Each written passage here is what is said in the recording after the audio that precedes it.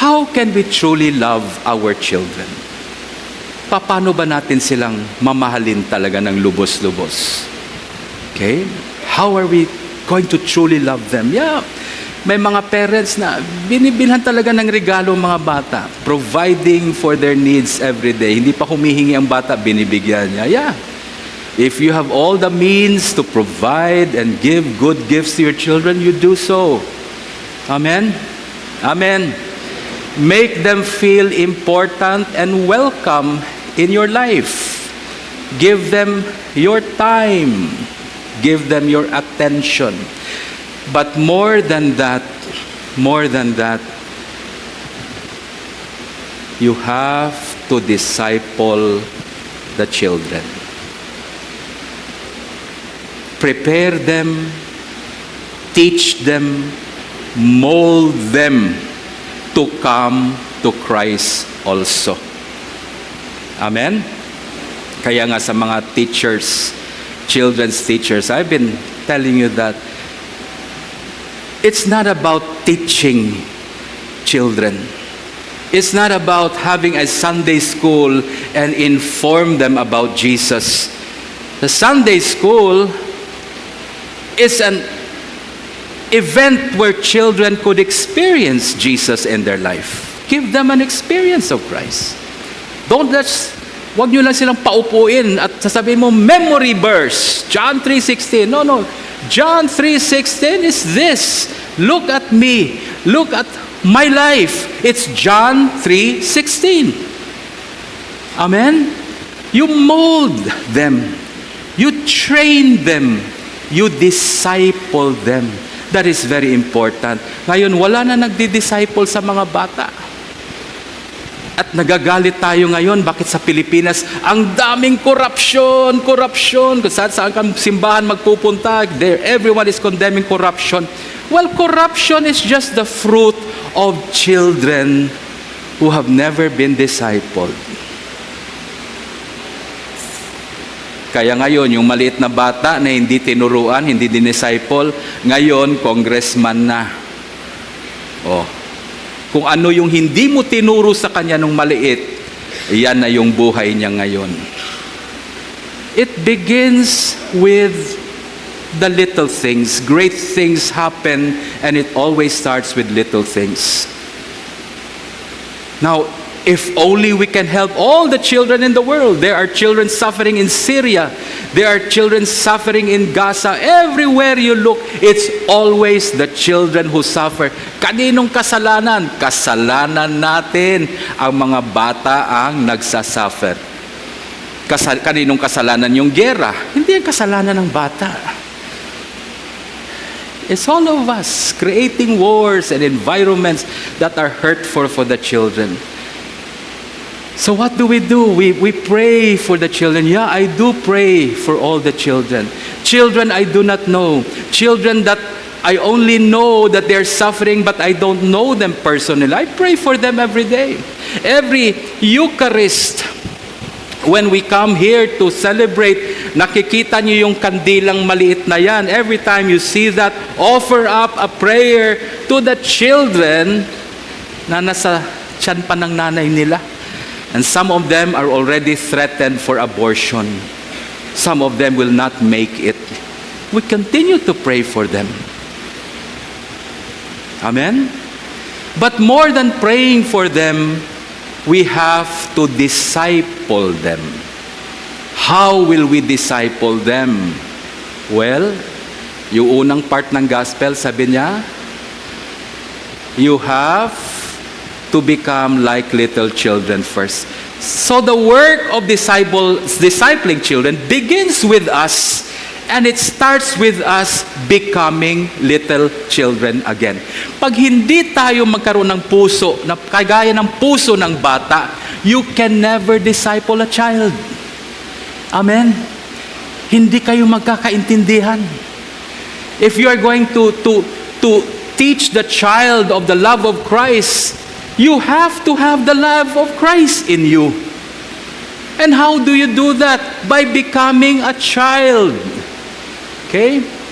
Sabi ni Jesus Christ, unless you become like little children, you can never enter the kingdom of heaven. At sinabi niya, dinagdagan pa niya yung gospel natin. Sabi niya,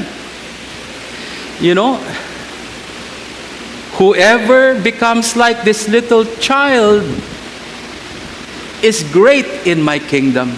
So, God offers us not only heaven, He offers us greatness in our life. And it all begins by becoming like little children. What is in a child that we should emulate in our life? Number one, the humility of a child. We should. Our pride as adults has been destroying communities and families. Yan ang sumisira ng mga pamilya, yan ang sumisira ng mga community, yan ang nagsisira ng bayan natin, yung yabang natin. And we try to tell our children, okay, be good, love Jesus, and they're not doing it. Why? Because it does not begin with us. If loving Christ, if loving Jesus begins with us, then the children will follow. They will imitate us. They will emulate our life. Ganyan ang bata. Because the child is humble. And humility, because of the child's humility, ano napapansin niyo sa mga bata? Because of their humility, children does not fight for entitlements. Kahit huli sila sa pagkain, okay lang. Mga bata, di ba? Tabi muna kayo. Si lola muna kakain. Yung mga bata, tabi lang. Mga bata. Gusto nang kumain, di ba? Children are humble. Therefore, wala silang mga entitlements. They don't insist na uunahin sila. They don't insist na ganito. Yan, hindi na yung bata.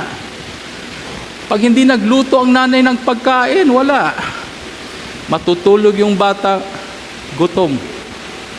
Hindi niya pwedeng utusan o i-fire out yung nanay niya. He will just remain as he is.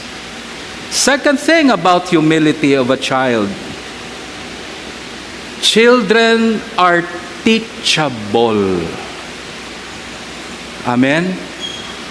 Ang bata hindi nagkakaroon ng galit pag tinuturuan. Tayo, sino ba sa inyo dito ang hindi rin nagagalit pag tinuturuan? Bakit wala nag-ansa ng kamay? Pag tinuturuan tayo, minsan nagagalit tayo. Amen? Kaya, etong sabihin ko sa inyo, pag ikay tinuruan, pinagsabihan, kinorek, at ikaw nagalit, hindi ka na bata. Sabihin mo sa katabi mo, matanda ka na. Okay.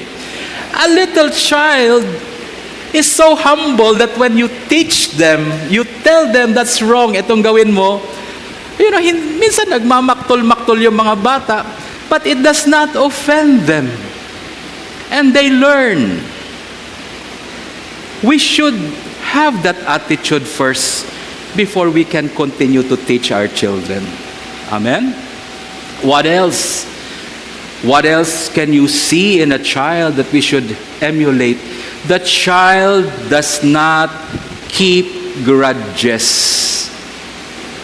Makikita mo yung mga bata, I love to look at children, especially yung nagkakagirian na, yung nagkakatulakan, yung mga boys, no?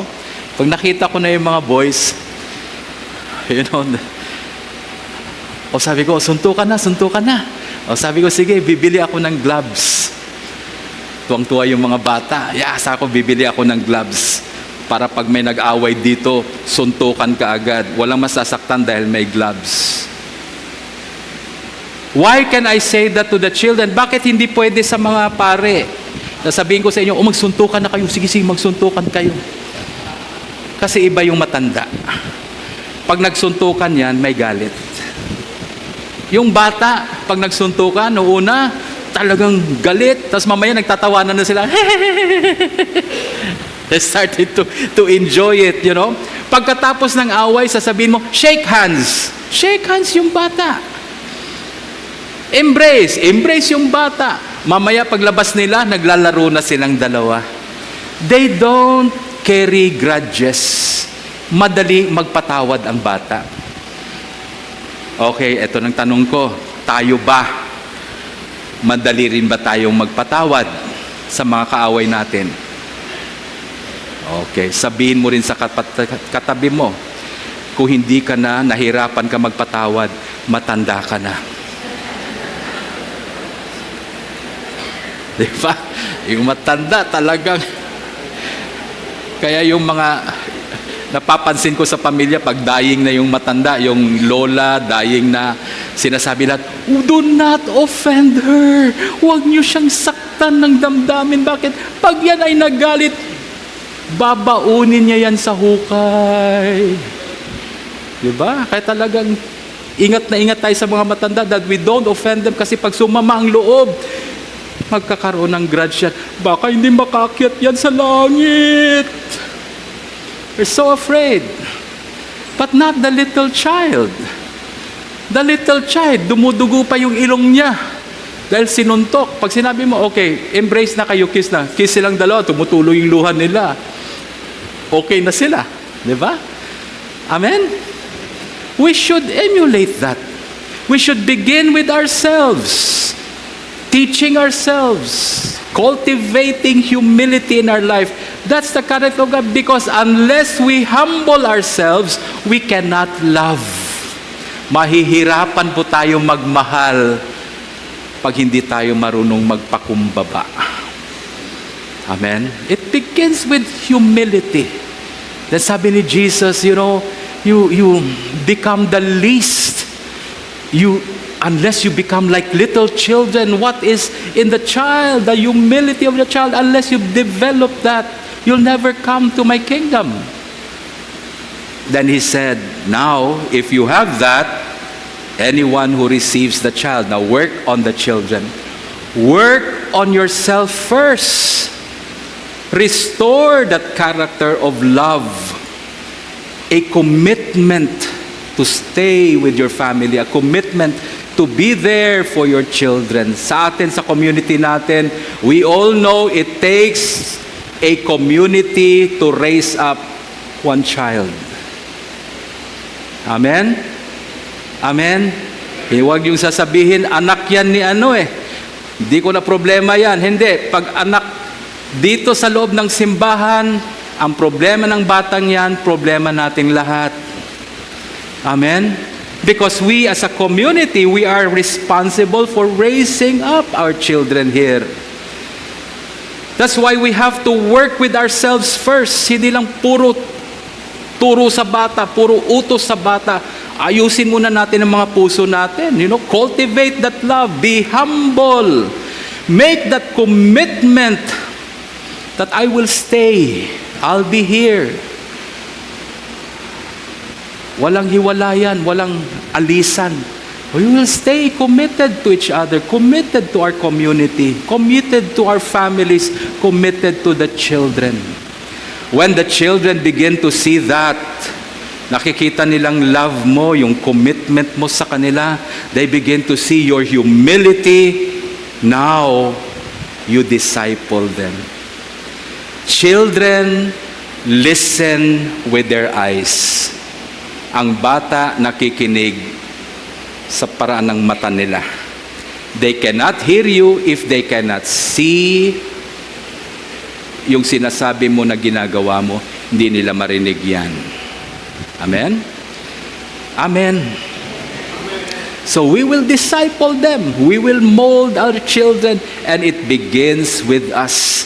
Sa pagsisimba natin tuwing linggo, ask the Lord, the giver of life, ask Him, Lord, change my heart. Mold my heart. Create in me a clean heart, O God.